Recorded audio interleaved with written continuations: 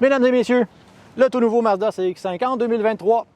Je l'ai stationné ici à côté d'un CX-5 2022 pour pouvoir faire un comparatif entre les deux. On connaît très bien le CX-5 qui est sorti en 2013 comme modèle 2014 et qui n'a pas changé beaucoup depuis sa dernière refonte en 2017. Je l'ai conduit beaucoup, je connais beaucoup de gens qui l'ont conduit, donc on le connaît très bien. On va pouvoir bien le comparer avec le tout nouveau modèle, d'ailleurs qui est sorti en 2022 comme un modèle 2023. Autre différence, le CX-50 est fabriqué aux États-Unis en Alabama, à l'usine de Mazda Toyota Manufacturing. Oui, on parle de Toyota ici, parce que Mazda et Toyota ont décidé de partager une usine et certaines technologies. Donc, au niveau qualité de fabrication, qualité d'assemblage, on ne concevoit aucun problème. Ici, on a un véhicule qui est fabriqué à l'usine de Hiroshima au Japon. Au niveau plateforme, ici, on a un véhicule qui utilise la même plateforme que la nouvelle Mazda 3, que le CX-30, tandis qu'ici, on a le véhicule qui utilise l'ancienne Mazda 3 et l'ancienne Mazda 6 comme plateforme. La nouvelle plateforme nous permet plusieurs choses. Premièrement, de changer l'empattement, la voie, aussi d'agir au niveau de l'insonorisation, des choses qu'on a déjà vues dans certaines vidéos. C'est deux véhicules qui s'adressent à des clientèles complètement différentes. On a un véhicule ici qui s'adresse à une clientèle plus jeune, plus aventureuse, justement. D'ailleurs, on parle de sport, de plein air, d'aventure, tandis qu'ici, on a un véhicule beaucoup plus traditionnel, beaucoup plus conservateur, encore très joli, mais un peu plus traditionnel et conservateur, comme je disais. D'ailleurs, quand on parle de conduite ici, au niveau du CX-50, chez Mazda, on n'utilise pas l'expression contact avec la route, mais bien contact avec le sol. Donc, ça veut dire qu'on s'adresse beaucoup plus à une clientèle qui conduit sur des chemins de terre, des chemins accidentés, des chemins hors route. D'ailleurs, le véhicule est conçu pour ça et on va voir au fur et à mesure pourquoi on le fait comme ça et comment on le fait comme ça. Chez Mazda, on parle ici d'un VUS multisegment, tandis qu'ici, on parle d'un VUS intermédiaire et c'est une distinction très, très importante. Au niveau du design, bien, on veut un véhicule au look plus racé, plus robuste, plus agressif. Comment on fait ça? Bien, d'abord, on va baisser la ligne de toit et on va augmenter la garde au sol pour favoriser la longueur du véhicule. Évidemment, on va favoriser aussi le dégagement sur une route caroteuse et on va favoriser aussi l'accès au toit pour le cargo, pour mettre des choses sur le toit. On va aussi allonger le capot. Un capot plus long avec tout ça va nous donner un véhicule qui est encore plus racé, qui a l'air encore un peu plus long. Pour l'agressivité aussi, pour la robustesse, bien, on a rendu les ailes carrées ici pour avoir l'air un peu plus camion. Évidemment, en plus, on a rajouté beaucoup de plastique partout en avant, sur les côtés, autour des ailes. Pour avoir un look plus agressif et plus robuste, on a accentué l'aspect de largeur du véhicule en bombant les ailes.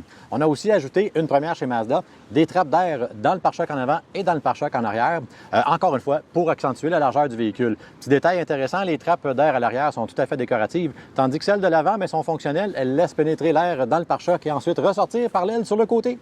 Dans le langage de design Kodo que Mazda utilise depuis 2013 lorsque le CX-5 est sorti, il est souvent question d'une bête qui s'apprête à sauter sur sa proie et on décrit la rondeur des ailes comme étant les pattes avant du prédateur et les lumières ici à l'avant comme étant ses yeux. Bien ici, on a affaire à une grosse bête. En ce qui concerne la conception du véhicule, tout d'abord, on a une garde au sol environ 1 pouce plus élevée que celle du CX-5, évidemment pour favoriser un dégagement lors d'une conduite hors route sur une route non asphaltée. On a abaissé le toit d'environ 60 mm. La raison principale, c'est pour favoriser l'accès lorsqu'on met quelque chose sur le toit, un vélo, un kayak ou des skis. On l'a renforcé aussi pour le rendre un peu plus solide lorsqu'on le charge un peu plus lourd. On a un empattement qui est environ 3 pouces plus long que celui du CX-5 et une voie qui est environ 2 pouces plus large. Donc, on a un véhicule qui va être beaucoup mieux assis sur la route, beaucoup mieux assis sur une surface caroteuse, une surface graveleuse qui va donner une meilleure conduite, un véhicule beaucoup plus planté sur la route.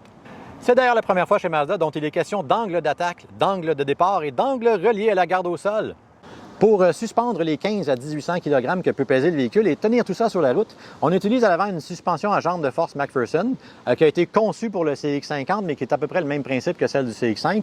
Et à l'arrière, comme on utilise la plateforme du CX-30 et de la Mazda 3 de nouvelle génération, bien, on utilise la suspension à poutre de torsion. C'est vrai que la suspension à multibras du CX-5 peut être un petit peu plus évoluée, un petit peu plus sophistiquée. Par contre, une suspension plus simple avec moins de joints va favoriser beaucoup moins de bruit sur une route beaucoup plus caroteuse.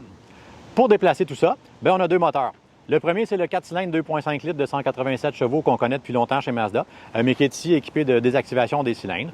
Dans le modèle GT, on va retrouver le 2,5 litres turbo à pression dynamique en option, qui va nous donner beaucoup de couple à bas régime, un véhicule plus performant, mais aussi un véhicule plus silencieux, étant donné qu'on appuie moins sur la pédale d'accélérateur pour le déplacer. Tout ça, évidemment, jumelé à la traction intégrale iActive de Mazda, qui est prédictive. Grosso modo, elle gère le transfert de couple avant-arrière, gauche-droite pour garder le véhicule sur la route et favoriser la traction. On a jumelé tout ça aussi au contrôle du vecteur G+. Grosso modo, gestion du poids du véhicule, gauche-droite, avant-arrière, en conjonction avec la traction intégrale pour garder le véhicule sur la route le plus possible. Et tout ça pourrait être configuré avec les modes de conduite MyDrive que je vais vous montrer. Et voilà, deux modèles très différents, mais de la conduite Mazda à 100%. Lequel vous allez choisir, c'est à vous de décider.